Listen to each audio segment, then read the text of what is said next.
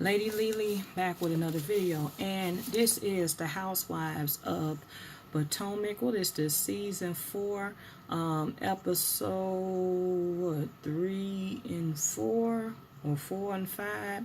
I'll make sure I get it together in the thing, but I'm just going to do a quick review of last week's video first, and then we're going to jump into the review. I am sorry this is late. I'm sorry for not posting a video last week.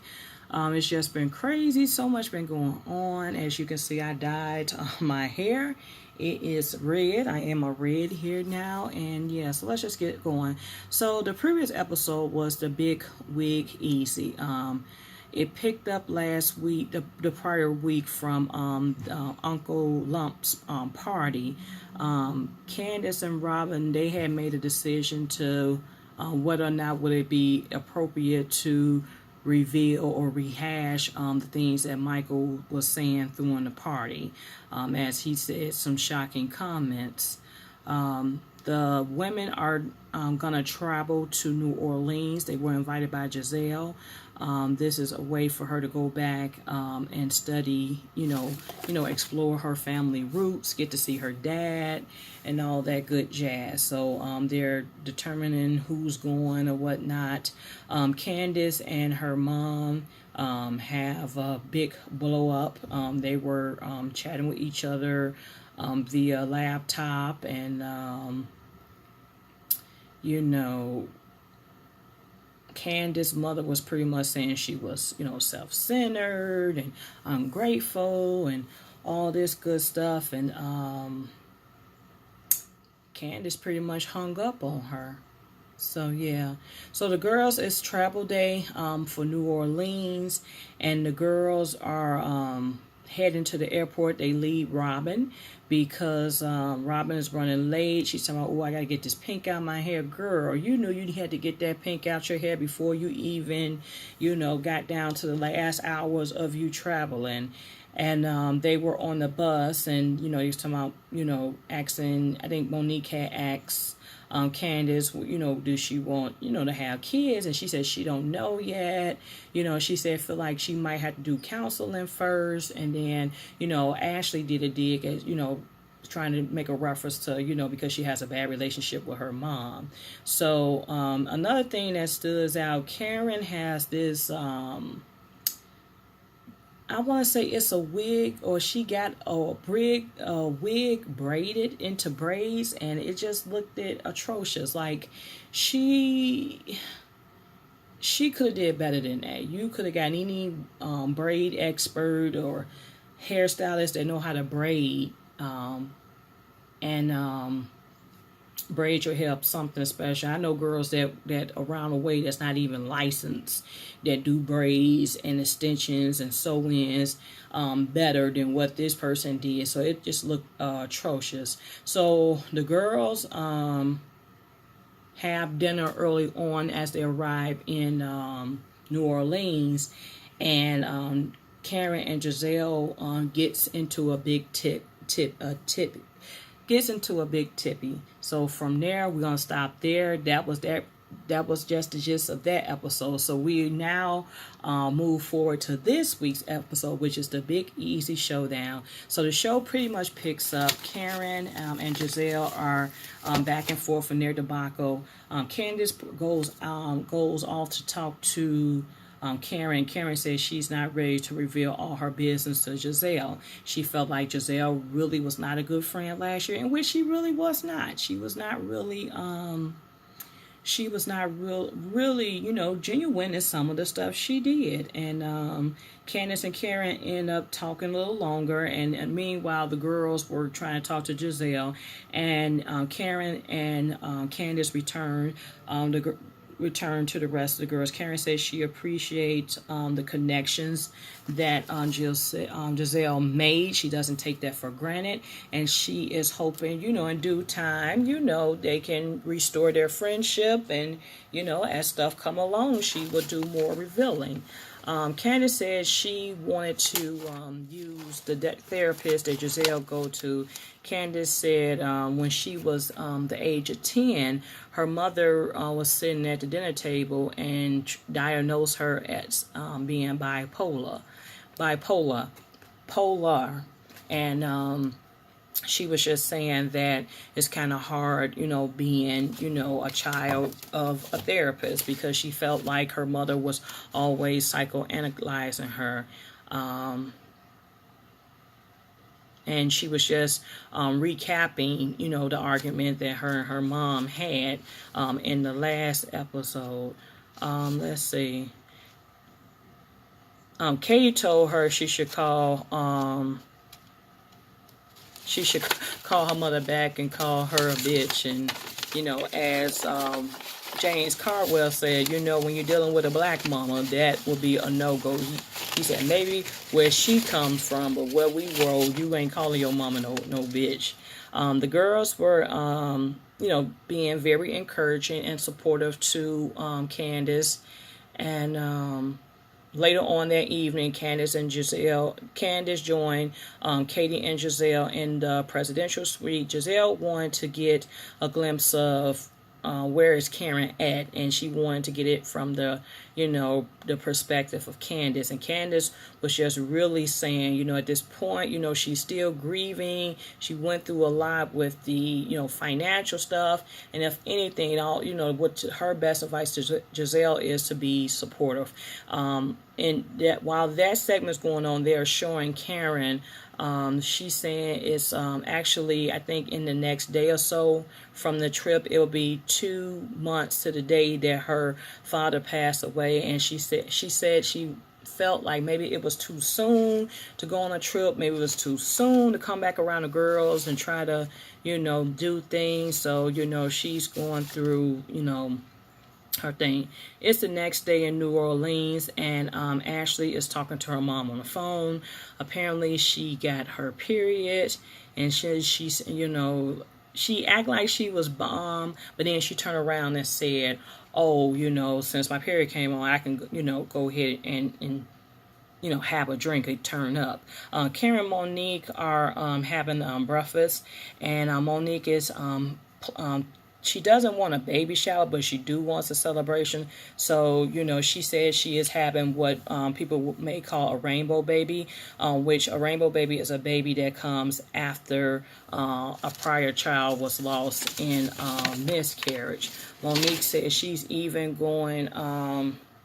She's going to have everyone at her house, and she's even inviting Chris' mother so they can start to make amends. She says it's very important for Chris to have a good relationship with her, with his mother, and she's just hoping that everything works out. But she's, working on this celebration to celebrate her rainbow baby. Giselle and the girls is going to visit the Whitney house or the Whitney plantation, as Giselle is in, mode of tracing her family roots. The girls are looking forward to the experience and hoping to learn a lot from the process. Giselle's dad, who happens to be his birthday as well, is meeting them at the location. If you paid attention to Giselle's dad, you do realize that Giselle's behavior and her way she moves and operates really comes from, she gets it from her dad, because he's kind of like the male version of Giselle. So they was going through the museum, and there was a collar that had like a bunch of spikes on it, and they would put this on the slave when they be disobedient. And the way the collar was made, you couldn't tip to the left, you couldn't tip to the right, you couldn't tip to the left, you couldn't tip to the right, you couldn't tip forward, because you would have kept you would have stabbed yourself either way with all the spikes. So it was forcing the slaves to have to keep their head up, and they would make them wear this for a certain amount of hours, and this would affect, how about them going to sleep, because they would be pinching and poking themselves. Another punishment was that they would get stuffed into a box, and they would have to sit in their waist and be hot for days and hours, and throughout the process, Giselle was quite intrigued, and she was feeling some type of way about the rich history that's being told. The girls got into carts. They all got into carts, and they drove on the actual plantation site. There was a statue of an angel holding a baby, and they said that was a memorial, and memorial statue, and that was dedicated to all the children whose lives was lost or died during slavery, because they said when in slavery times they considered a 10-year-old as an adult. So they would work the dog crap out of them. They would rape them. They would, treat them no different than they treat the average adults. They also mentioned how if a pregnant slave, got out of line and had to be punished, they would dig a hole, put her stomach in a hole, and they would still whip her on her back.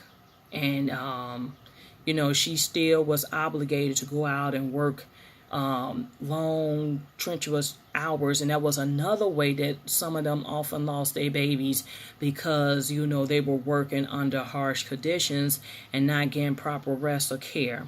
The girls was getting ready, and you can see throughout this whole segment at the Whitney Plantation, people got emotional. I mean, you seen Robin shed tears, you seen Candace shed tears, you seen all the girls really feel some sort of way about it. So it was definitely enlightening as well. So I'm hoping that a lot of people got some from that, because I know I did as well. So the girls are back at the hotel. It's later on that evening. They are gonna go out. It's not Mardi Gras season, but they want to wear boas and masks and have beads and try to recreate their own Mardi Gras experience, since they are in New Orleans. Karen says she's not going to go out with the girls. She's just not in the mood, don't want to be a Debbie Downer. She's talking to Ray about this. The girls are waiting in the lobby, and they said, wow, Karen's not in the mood to do anything. It's funny how she's on Instagram Live talking to people from South Africa and other parts of the country. And Giselle goes on her live and started being petty, saying why she can't go out, blah, blah, blah, stalking her, taunting her. Once again, Robin is running late, so they have to leave her. Robin, you are out of town. What the hell you are doing that you feel like you gotta be late to everything? I mean, I know about being late when you're at home, but when you're on vacation, you're on vacation, right? So, ain't like you're pressed to go to a meeting or something, whatever. But Robin, just stay late. So the girls, the girls go out to their first spot. They're taking shots and having fun. And Ashley was pretty much telling the girls, don't tell Michael, because she's finna get twisted and take shots and have a good time. Monique says she cannot drink, of course, because she's with the child, but she is going to enjoy everyone else drinking and having fun. Robin finally meets up with them, and they end up, kicking it, late at night. The girls return to the hotel, and Giselle is hosting them in her presidential suite. Remember, I didn't mention this in the prior episode. She did the presidential suite have 2 bedrooms, so she did invite Katie to share the presidential suite with her, and I guess that's to help them rebuild their relationship and make amends, and maybe the fact that Katie really don't know all the other girls outside of Karen like that. But yes, they've shared the suite. So Giselle was hosting them. It was plenty of liquor. They was just, doing like a nightcap type scene. So Candace get in on the subject of Ashley trying to have a baby. And Ashley took offense because Candace said Ashley must not want to have want to get pregnant because she has been drinking a lot. And she's saying she's talking about from the time when she met her at the restaurant, to her drinking and getting drunk at the wedding. And Ashley feel like she's going to victim mode. Like Ashley hasn't, like, you know, been nitpicky or bullying or questioning people and what they've been doing